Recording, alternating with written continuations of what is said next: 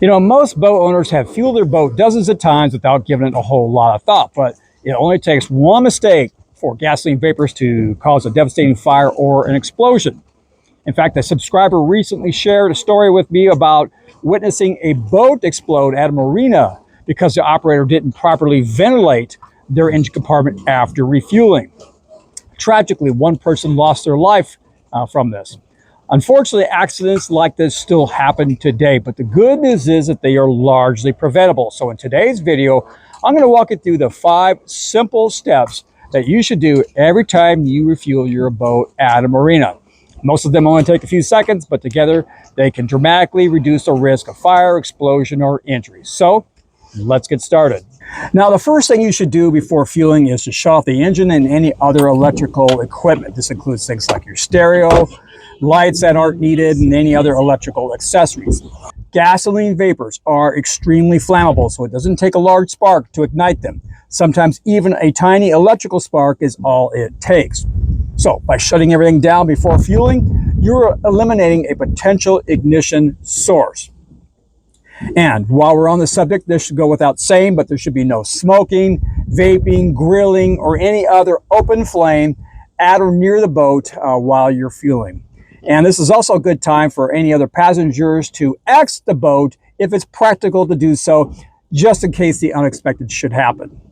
Step number 2 is to close any doors, windows, ports, or hatches before you start adding fuel. Gasoline vapors are heavier than air, so instead of rising, they sink.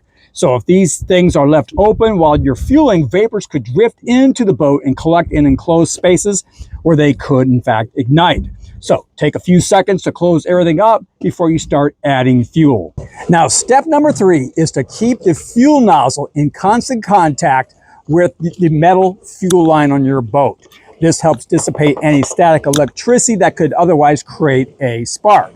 Also, be careful not to overfill your tank because fuel expands as temperatures rise. And so if you top off your tank, then that fuel could expand and come out your vent or through your fuel line, which can create a fire hazard or pollute the environment. Also, if you start to see fuel come out your vent, then that's a good time to shut it down too. Now, once you're done with all that, go ahead and replace your fuel cap and then wipe down any excess. By securely replacing the fuel cap, you'll prevent any fuel vapors from escaping. Now, step number 4 is especially important if you have a gasoline-powered inboard or stern-drive boat. After fueling, you should open the engine compartment if possible and run your bilge blower for at least 4 minutes before you start the engine. Remember, those gasoline vapors we talked about earlier, well, since they're heavier than air, they can settle into the bilge. The bilge blower will then help remove those vapors before you turn the key. And if you open the engine compartment, that just helps disperse those vapors even quicker. Now, if you have an outboard engine, this step generally doesn't apply to you because that engine is not located inside an enclosed compartment. But for gasoline, inboard, and stern drive engines, this is one of the most important steps in the entire fueling process. Now, the final step in the refueling process is to perform a sniff test.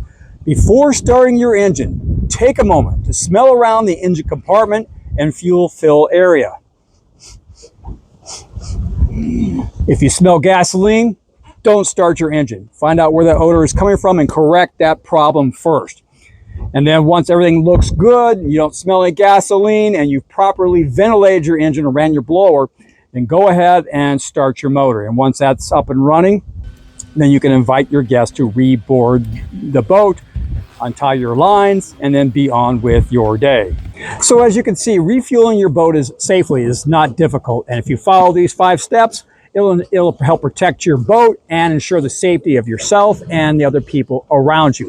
And to make things a little bit easier, I've created a mini checklist that you can download for free by scanning this QR code or following the link in the video description.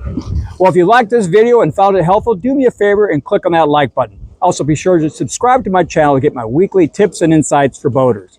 In the meantime, thanks for watching, and I will see you on the water.